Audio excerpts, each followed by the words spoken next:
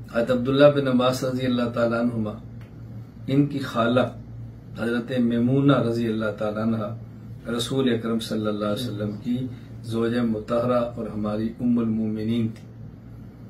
حضرت عبداللہ بن عباس، حضرت عباس رضی اللہ تعالیٰ عنہ رسول اللہ صلی اللہ علیہ وسلم کے چچا بھی ہیں اور ہم زلف بھی ہیں۔ تو حضرت میمونہ رضی اللہ تعالیٰ عنہ عبداللہ بن عباس کی خالہ تھی، تو ظاہر خالہ کا تو بھانجے سے پردہ نہیں ہوتا۔ تو حضرت عباس رضی اللہ عنہ کی خواہش ہوتی تھی کہ عبداللہ چونکہ چھوٹا ہے تو کبھی کبھی رات تم اپنی خالہ کے یہاں گزارو تاکہ رسول اکرم صلی اللہ علیہ وسلم کے رات کے معمولات کا بھی پتہ چلے۔ اب بتاؤ، میری بعض باتوں پر یقین کرے بہت تعجب ہوتا ہے۔ آپ بتاؤ، میری یہاں پہ آج تیسری رات تھی، آپ میں سے کتنے بندے جن نے یہ کہا ہو کیا ہو سکتا ہے کہ ہم رات آپ کے پاس گزار لیں؟ کتنے بندے ہوں؟ اور آپ عقیدت دیکھو، آپ محبت دیکھو، اور ہاتھ چومنا اور چاٹنا دیکھو، کتنے ہوں گے؟ میں کہتا کہ نہیں بھائی، مشکل ہے، مشکل ہے۔ آپ میں سے کتنوں نے خواہش کی ہوگی کہ ہم رات آپ کے یہاں سو جائیں؟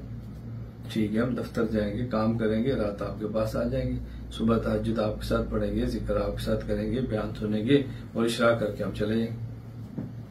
میری باتوں کو محسوس نہ فرمانا۔ میں بارہ کہتا ہوں کہ یہ چیزیں تب ہوتی ہیں جب بندے کو قیمت ہو۔ آپ میں سے کتنے ساتھی ہیں جو یہاں رہتے ہوئے اس سے روزہ لگاتے ہیں، اور اس روزہ اسی طرح لگاتے ہیں، دفتر سے جماعت میں اور وہیں سے جماعت ایسے ہی، اور گھر 3 دن گزارتے ہیں۔ کسی عالم کے آنے پر کتنے لوگ ہیں جو اس طرح 3 دن گزارتے ہوں؟ اور پھر آپ کو ہماری نسلوں میں علم نہیں آ رہا تو کیسے آئے گا؟ کیسے آئے گا؟ علم کی قیمت ہوگی تو علم آئے گا نا۔ یعنی ایک غیر عالم کے آنے پر آپ 3 دن بیوی بچے چھوڑ کر ساتھ رہنے کے لیے تیار ہیں اور عالم کی صحبت میں رہنے کے لیے تیار نہیں ہے، اور پھر آپ یہ کہیں کہ ہماری اولاد سے علماء کیوں پیدا نہیں ہو رہے؟ یہ کیسے ہو سکتا ہے؟ اللہ کا نظام ہے۔ اللہ تعالیٰ قدر کرنے پر نعمت میں اضافے کرتے ہیں، نہ قدری پر جو دی ہے وہ بھی چھین لیتے ہیں۔ ان باتوں کو سمجھیں اور ان باتوں پر غور فرمائیں۔ اگر اپنے آپ کو بنانا ہے، کسی ٹھکانے لگانے، دیکھو مجھے تو اصرار نہیں کہ آپ میرے پاس رہیں، مجھے تو اصرار نہیں، ہاں میری خواہش ہوتی ہے کہ آپ ساتھ وقت گزاریں گے تو بہت فائدہ ہوگا۔ میں نے گھر چھوڑا ہے، ملک چھوڑا ہے، جگہ پہ آیا ہوں تو اسی لیے آیا ہوں، میں کوئی مزدوری کے لیے تو نہیں آیا، میں تو اسی لیے آیا کہ لوگوں کو فائدہ ہو۔ حضرت عبداللہ بن عباس رضی اللہ عنہ کی خالہ ہیں، تو رسول اکرم صلی اللہ علیہ وسلم صبح اٹھے ہیں تو آپ نے دیکھا کہ پانی رکھا ہوا ہے، لوٹا ہے، اس دور میں جو برتن ہوگا پانی رکھا ہوا ہے وضو وغیرہ کے لیے۔ تو آپ نے پوچھا پانی کس نے رکھا ہے؟ تو عبداللہ بن عباس نے کہا جی میں نے رکھا۔ تو رسول اکرم صلی اللہ علیہ وسلم نے 2 دعائیں دی، اللہم فقہہ فی الدین، اللہم علمہ التاویل وفقہہ فی الدین، اے اللہ اس کو مفسر بنا اور اس کو فقیہ بنا۔ اس لیے عبداللہ بن عباس کو کہا جاتا ہے ترجمان القرآن، کہ یہ قرآن کریم کی زبان ہے، ان پر قرآن کھلا تھا کہ اللہ ان کو تفسیر کا علم عطا فرما اور ان کو دین کی فہم عطا فرما۔ یہ ہے عبداللہ بن عباس رضی اللہ عنہ جنہوں نے رسول اللہ صلی اللہ علیہ وسلم سے دعا لی ہے۔ تو دعائیں کرانا اور ہوتا ہے اور دعائیں لینا اور ہوتے ہیں۔ حضرت ام المومنین امی عائشہ رضی اللہ تعالی عنہ نے کسی مدینہ منورہ کی خاتون کے ہاں کچھ ہدیہ بھیجا، اور جن کے ہاتھ بھیجا انہیں یہ کہا کہ وہ سننا ہے یہ لینے کے بعد وہ کون سے کلمات کہتی ہیں، کیا بات کہتی ہیں۔ تو انہوں نے واپس آ کر بتایا کہ جب آپ کا ہدیہ میں نے پیش کیا تو انہوں نے یہ دعا آپ کو دی ہے۔ حضرت عائشہ رضی اللہ تعالیٰ نے وہی دعا اس عورت کو دی جس کے لیے ہدیہ بھیجا تھا۔ میں صدقہ کا لفظ استعمال نہیں کر رہا، صدقہ ہی ہے، لیکن اس کو ہدیہ وہ بھیجا تھا۔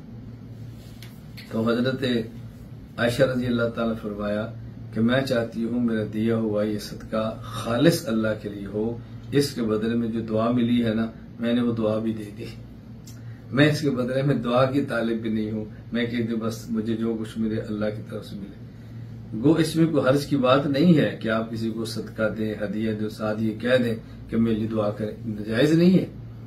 میں ایک بلندی کی باتیں کر رہا ہوں۔ ایک مرتبہ ایک ساتھی ریاض سے مکہ مکرمہ مجھے ملنے کے لیے ہے، میں عمرے پر آیا، ان کو پتہ چلا تو ریاض سے گئے، اور ظاہر ہے کو بہت بڑے صاحب حیثیت، کوئی انجینئر، کو بہت بڑے مالدار، اچھی ڈیوٹی پر ملازم یا بزنس مین تو نہیں تھے، خیر بڑی عقیدت ہے۔ وہاں جب آئے نا تو انہیں مجھے کاغذ میں لپیٹ کر ہدیہ دیا اور کہا میرے لیے دعاؤں کی درخواست ہے. تو تھوڑی دیر بعد ان کا حرم میں ملاقات ہوئی. مجھے کہاں ملے؟ میں نے کہا میرے پاس وقت کم ہے تو پھر حرم میں مل لیتے ہیں. اب دیکھیں ریاض سے کتنا لمبا سفر کر کے جانا، اور کوئی تقاضا نہیں ہے کہ میں کھانا آپ کے ساتھ کھا لوں، ہوٹل میں آپ کو ملوں، بس کہیں مل جائیں، بس میری ملاقات ہو جائے. سلام دیا. میں نے خیر بعد میں جب دیکھا تو اس میں 200 ریال تھے. تو مجھے انہوں نے کہا میں آپ سے معذرت کرنا چاہتا ہوں. میں نے کہا کس بات کی؟ کہتے مجھے بعد میں یاد ہے میں نے آپ کا بیان سنا تھا حضرت عائشہ والا واقعہ، کوئی نے جب سامان بھیجا ساتھ دعا کی درخواست کی تو مجھے بہت نہیں، جو جس کو دیا اس نے دعا کی تو آپ نے دعا بھی واپس کر دی کہ میں نہیں چاہتی کہ میرے مال کے بدلے مجھے دعا ملے، میں چاہتی ہوں اللہ ہی ملے. تو میں معذرت چاہتا ہوں کہ میں نے آپ سے یہ کہا تھا کہ دعاؤں میں یاد رکھیں. میں نے کہا یہ تو کر سکتے ہیں، اس میں کون سے حرج کی بات ہے، کرنی چاہیے. تو میں نے جتنی ان کو سمجھ تھی اتنے پر اس نے عمل کیا. اصل یہ ہے کہ جتنی انسان کو شریعت سمجھ آئے اس پر عمل کرے، اس پر عمل کرے. میں بات سمجھانا کیا چاہ رہا تھا کہ رسول اکرم صلی اللہ علیہ وسلم کس قدر نرم ہے آپ کے جسم مبارک، کہ حضرت انس بن مالک رضی اللہ تعالیٰ عنہ فرماتے ہیں کہ رسول اکرم صلی اللہ علیہ وسلم کی میں نے 10 سال خدمت کی ہے.